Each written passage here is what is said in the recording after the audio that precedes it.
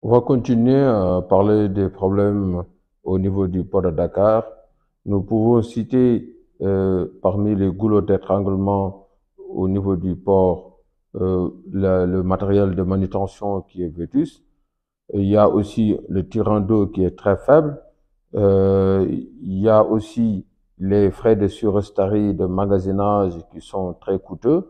Il y a aussi les lourdeurs administratives et douanières qui sont aussi qui retardent, n'est-ce pas, l'enlèvement de la marchandise. Nous avons aussi la gestion des flux de camions, parce que ces camions-là qui entrent au port de Dakar sont estimés à 1800 ou près de 2000 camions par jour, créent une congestion à l'intérieur comme à l'extérieur du port. Et tout ça, ça constitue des problèmes qui freinent la compétitivité du port de Dakar. Donc, comme solution, qu'est-ce qu'il faut? Il faut créer ces ports secondaires-là qui vont soulager le port de Dakar, mais aussi créer ce qu'on appelle des plateformes logistiques qui vont faciliter la réception et la distribution de marchandises.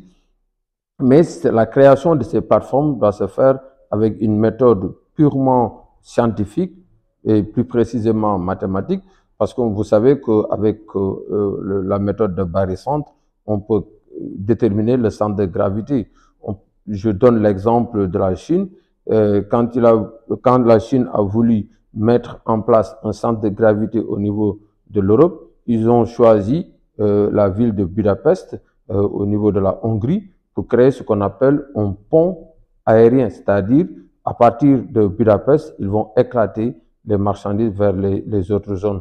Donc nous, on peut le faire en transport maritime, créer ce qu'on appelle une zone d'éclatement de la marchandise. Maintenant, il va falloir faire l'étude pour savoir quel est le lieu approprié. Donc, si on parvient à gérer les lourdeurs administratives et douanières pour l'enlèvement de la marchandise, si on renouvelle le parc d'équipement de manutention de telle sorte que la manutention sera très rapide, si aussi on parvient à avoir un tirant d'eau et des postes à quai vraiment très aménagés, et aussi réduire le délai de séjour de la marchandise au port de Dakar, ceci va profiter, n'est-ce pas, au port de Dakar, mais aussi à l'économie sénégalaise, parce que vous savez très bien que l'impact du port dans l'économie sénégalaise est très significatif.